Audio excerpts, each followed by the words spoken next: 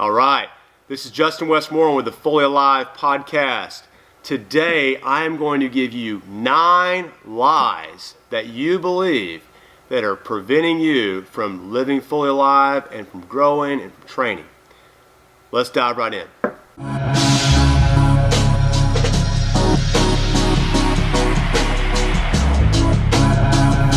This is Justin Westmoreland, and you're listening to the Fully Alive podcast, where we integrate physical, emotional, mental, and spiritual relational health so that we can become a fully alive community together.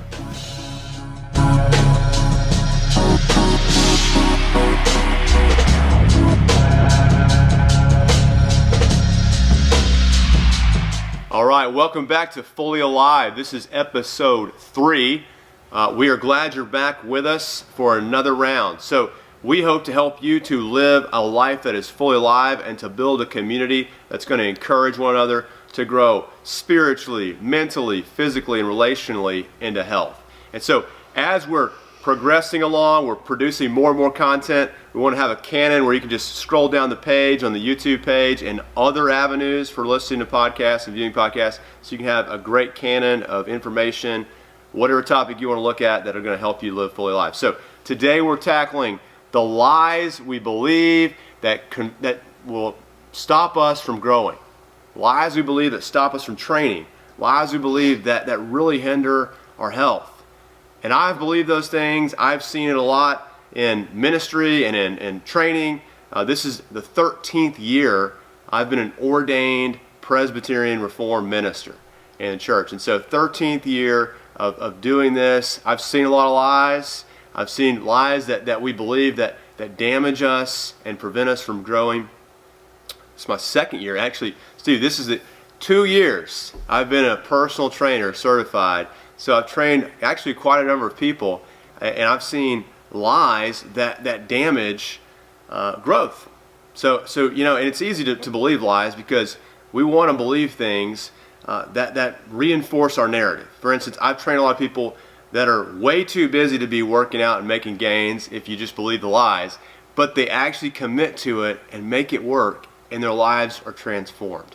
I've trained guys who have to work all night long, 8 hours during the night, and they still get in the gym.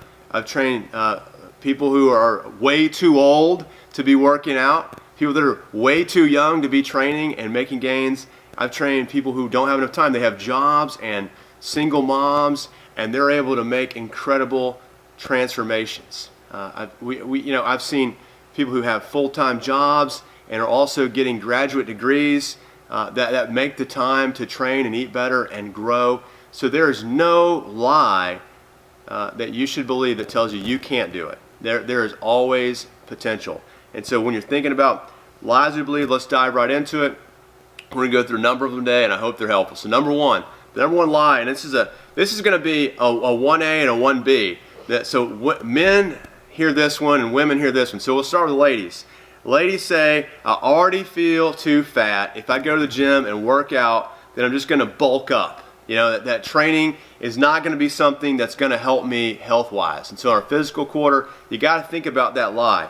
We don't want to work out, so we're prone to believe that if I go in there and lift weights and do resistance training, I'm just going to bulk up, and that's not what I want. I want to slim down, I want to lean up, and I want to look healthy. And so people don't want to be the bodybuilder, so they're going to believe the lie that I'm going to bulk up and become that bodybuilder type person. And that's not what the ladies want. And so ladies, first lie is that's not going to be you, actually.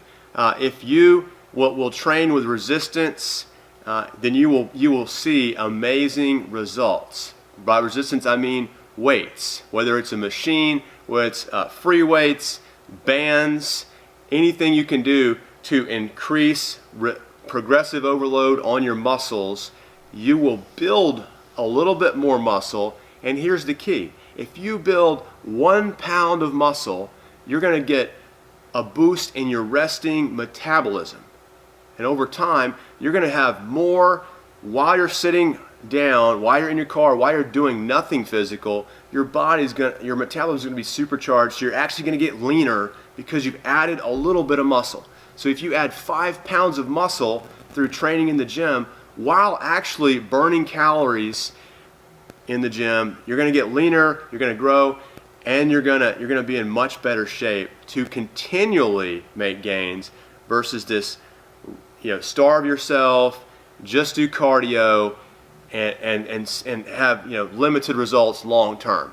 The best way for long-term success health-wise is to have some progressive overload in your training. So hitting the gym, doing some weights, etc. So that for men and women, that is a huge thing, is getting in the gym. Now men tend to believe the lie of like, I can either bulk up or I can get lean, but I can't do both. And I think that is something that we've got to get out of our mindset, is that as men, we think I got to be really eating a ton and lifting heavy, or doing just cardio and wussy exercises and eating nothing. You can either lean up or bulk up. That is not exactly the deal. So I've taken a client who's I would describe him as a man who is he's a great in shape guy, and really in shape, and he started out when we started training for 12 weeks at 226 pounds. By the end of the 12 weeks, he was 210 pounds. So he lost 16 pounds. However, he gained an inch on his quads, on his thighs, and he gained an inch on his arms. His pictures before after are amazing. And let me tell you, before you start training, take pictures. Okay, take pictures so you can see some progress. Take measurements. Get a nice tape measure that can measure you. So you take a measurement of your arm. We'll do a whole podcast on this sometime of how to measure yourself, measure your waist at a certain point so you can know exactly. He lost 4% body fat. So he lost 16 pounds, 4% body fat in 12 weeks, but he gained inches where he wanted them. So you can build those muscles, you can build the physique while actually getting leaner. So that's absolute a myth. My personal story is I lost actually 19% body fat over 3 years, which is a ton of body fat, but I'm stronger than I've ever been. So you can get leaner and you can get stronger men. So that's the first one, is consistent, intuitive, thoughtful eating and training can lead you to better health, men and women. So first lie we believe that, and we believe these lies, we're like, oh, it's not even worth it. It's not even worth trying to change myself because it's not going to get anywhere. So that's the first lie we believe. Okay, second lie. Everyone wants this six-pack thing. Everybody wants a trimmer waist. And so the lie that I always heard and thought was, I got to do crunches. I've got to do sit-ups. If I just do those things, then I'm going to get that shredded, slimmer waist that I want. And I tried that so many times that by the time I've done it, I just got discouraged. You know why? I got discouraged because it doesn't work. That's a lie we believe. Isolated ab training doesn't produce the six-pack. And it only leaves you more frustrated than when you started because it doesn't work and you give up. Well, you know what does work? A comprehensive plan to really build your strength and mobility and stability and changing your eating ultimately. Changing your eating to where you're not going and eating unnecessary calories, drinking unnecessary calories, because if you want to get the six-pack, you have to train. It takes a lot of hard work, and you have to actually eat better. You have to have a caloric deficit. I'm a preacher. I get paid to speak, all the time. So, but I have trouble with that word, caloric deficit. So you have to burn more calories than you're consuming. That's the only way to get there. Is for the ab work you're doing to show. You've got to get that. So that's kind of a basic one, a lie that we often believe that hurts us and really discourages ultimately from committing to training because we don't see the results that are promised, right? It's a false promise. Okay, third lie is I'm too old to train. I'm too old for this, because people say, hey, or people tell you, hey, you lose muscle once you turn a certain age. You can't gain muscle after you get too old. And so you got a lot of people that are older who aren't training, and you know why they're losing muscle? It's because they're not training. Because the lie breeds disincentive to train. You know what I'm saying? So if you're at the point where you're thinking, oh, I'm 45 or I'm 50 or I'm 60, I just got to give up. It's too late for me. It's not too late. It's really not. In fact, the scientific studies and benefits of training and just the anecdotal observations I've seen of people in the gym who are older who train and make great gains, it's about getting a plan and consistently sticking to it. You don't have to have the perfect plan. George Patton, who is a famous general from the World War II, said, hey, a great plan or a good plan executed vigorously is better than the perfect plan 2 weeks from now. You're especially with it as a general, you've got to have a plan, you've got to execute it. And you're your own body's general. You have to have a plan. So find a plan and start moving towards it, and you will see results. One of the fascinating things about training as an older person is you can actually change your skeleton. You can add muscle mass. You can. When you see astronauts go into space and they have no gravity imposing against their bodies and their movements, they lose bone density. And so when you are going to go in the gym and have any kind of resistance, whether it's a 5-pound dumbbell, a cable, anything that your muscles are moving and your bones are contracting, extending, flexing your muscles, you're going to see your bones get stronger, which is awesome. Osteoporosis can be fought against through weight training. Diabetes can be fought against through weight training. Heart disease, and you can build muscle. So you're not too old to train. Training's actually the best thing you could be doing a lot of times. So consult your doctor, consult your physician before you start training, obviously. Get some accountability and a plan and go for it. That's the best thing to do, is to not believe the lie that you're too old. Now, another parallel lie that you might believe is that you're too young to train. I heard that too when I was growing up, that, hey, you're too young to train, you might stunt your growth. You're too young to train.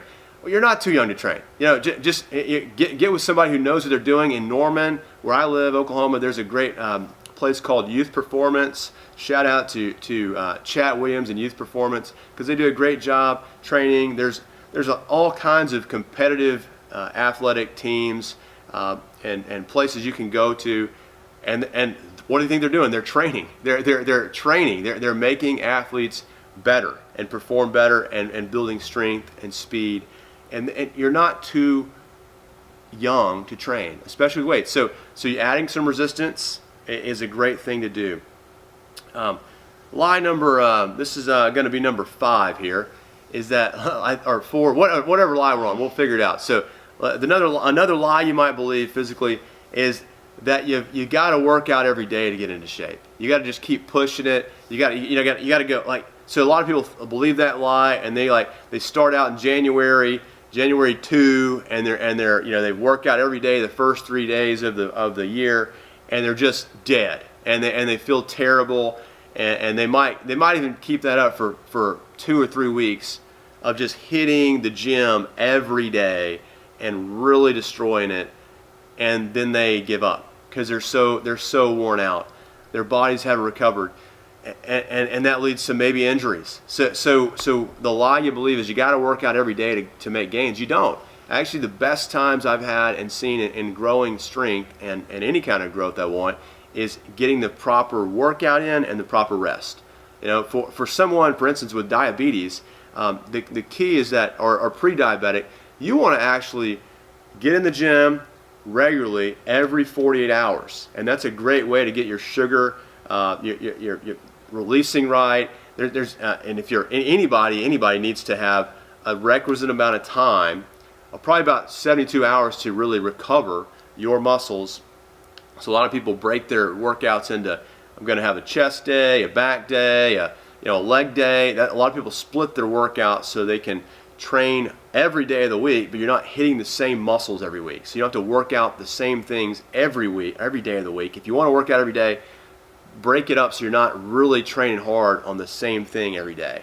And you can do full body workouts every day, but give yourself a day to rest. Maybe do 3 days on, 1 day off. You got to have rest, and you got to get to bed on time too. Last night I fell asleep at 9:15 in my bed. Woke up at 5:15, and I'm like a lightning bolt. I'm just running out. It's because I got enough sleep. You get sleep.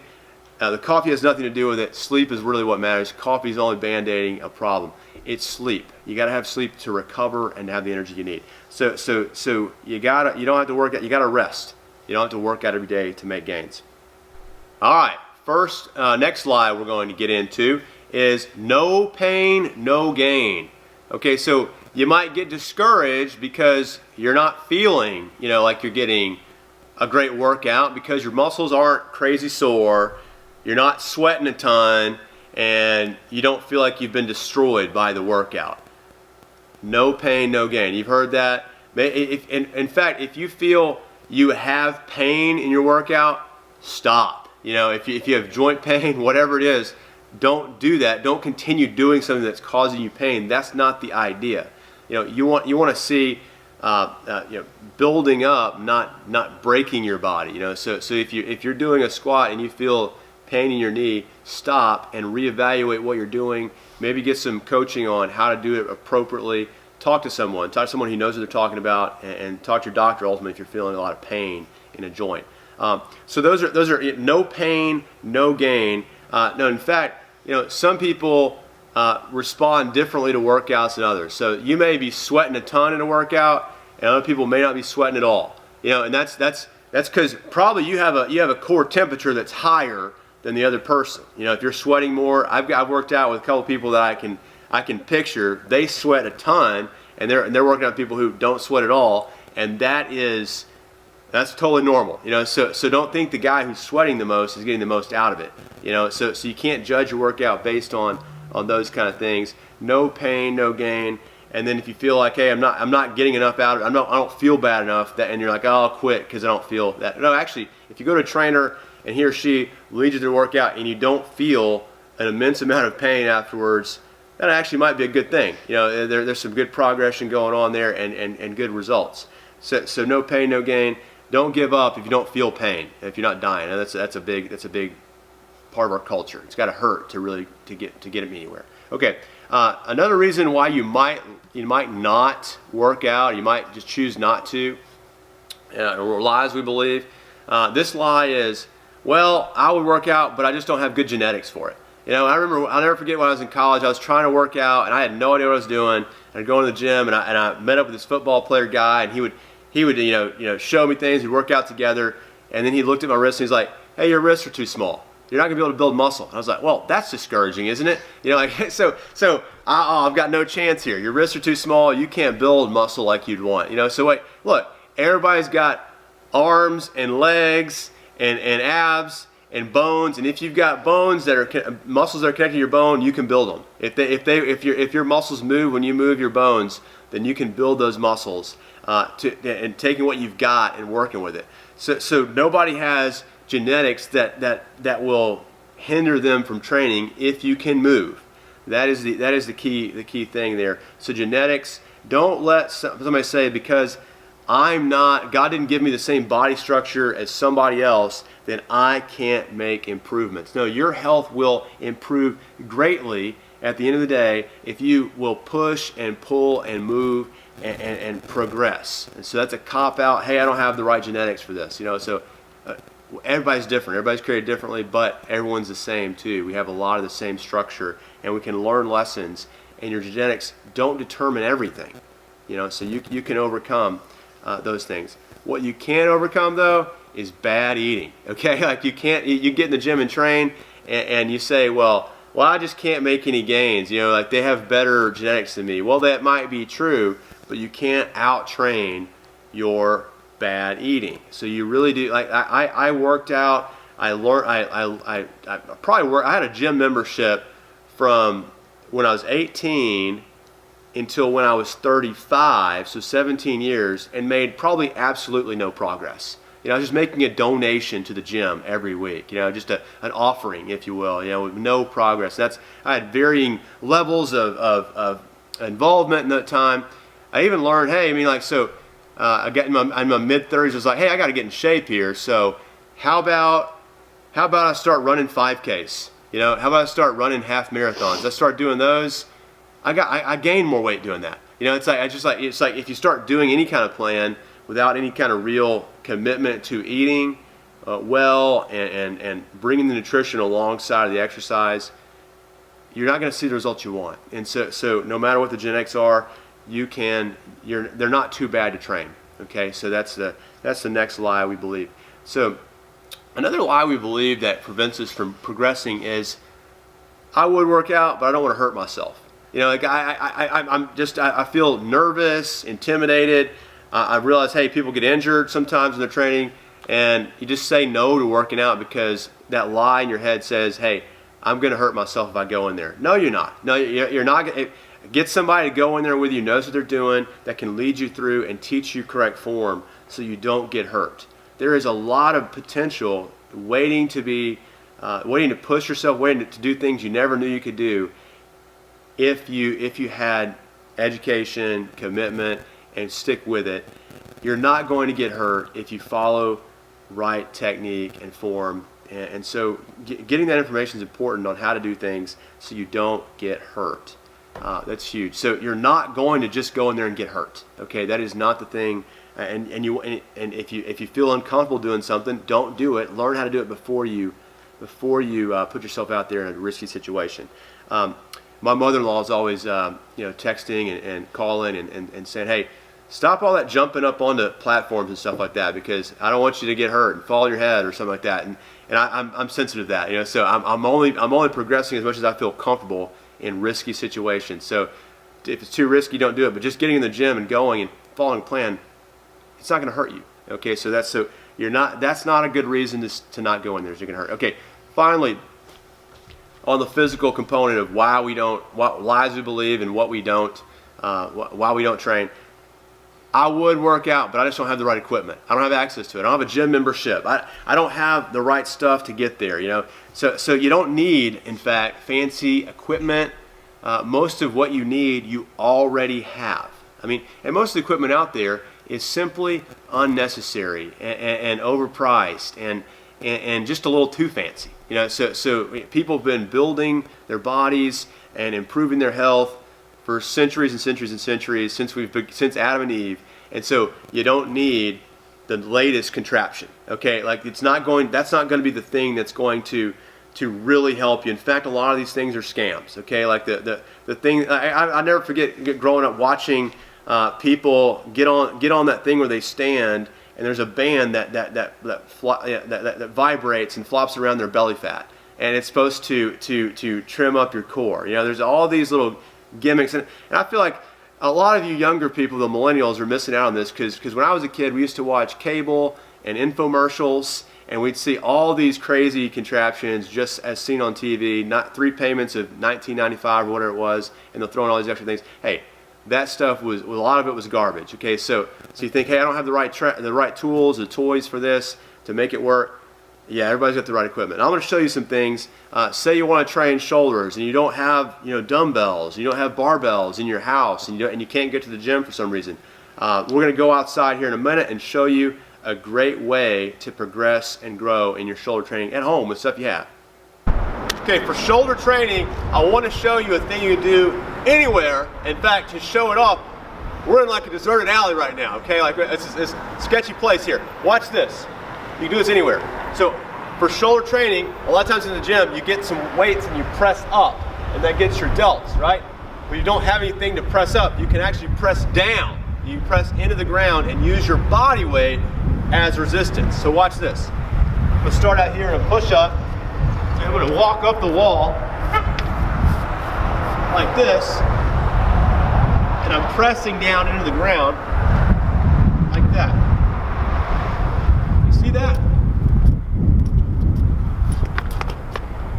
Okay.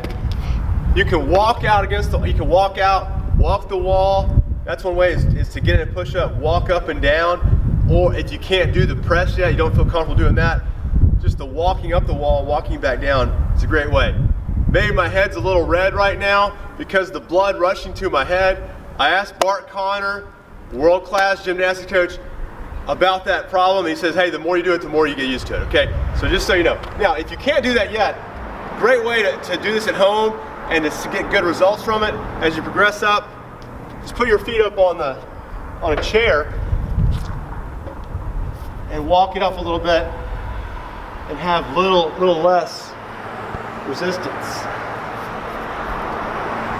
and you can progress up. And the higher your body goes, the more resistance you can get. So I hope that's helpful. We'll do a lot of more demonstrations on great exercises to utilize in the coming days, coming episodes. All right, welcome back. Okay, so we made a little field trip outside. I'm exhausted because it's a crazy shoulder workout.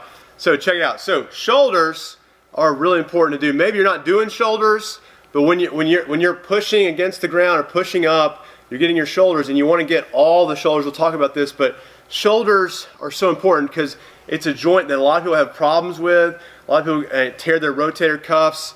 We'll talk about that. You need to be training shoulders in a healthy way because it's such an important joint for life, for functional living. So if you've got questions, definitely put those in the comments and email me at fullylivepodcast@gmail.com, and I can advise you a little bit on ways to get better shoulder joint health. Okay, so finally, before you do that, before you leave today and take these things to apply them and stop believing the lies, the last lie we believe is that and it's a relational lie. It's that I can do this alone.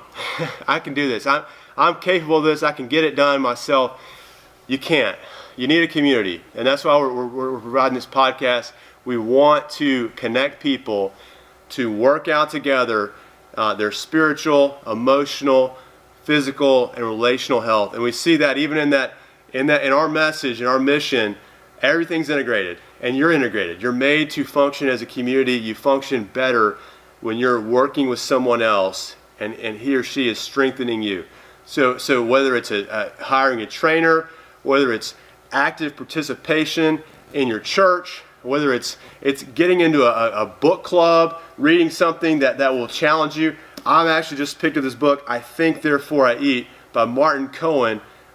Great book on how we believe a lot of lies about our eating because we have biases, and we use bad logic to justify things we already believe.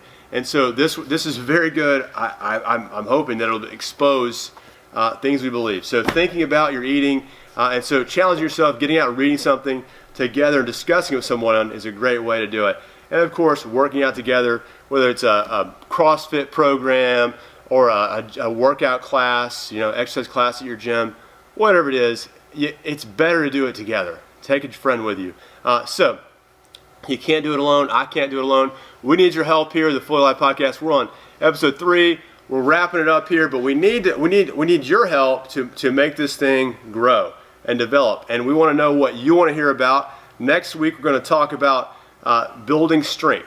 What are some tips on building strength?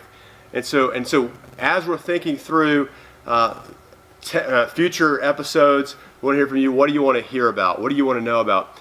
If you could, like us, subscribe, share.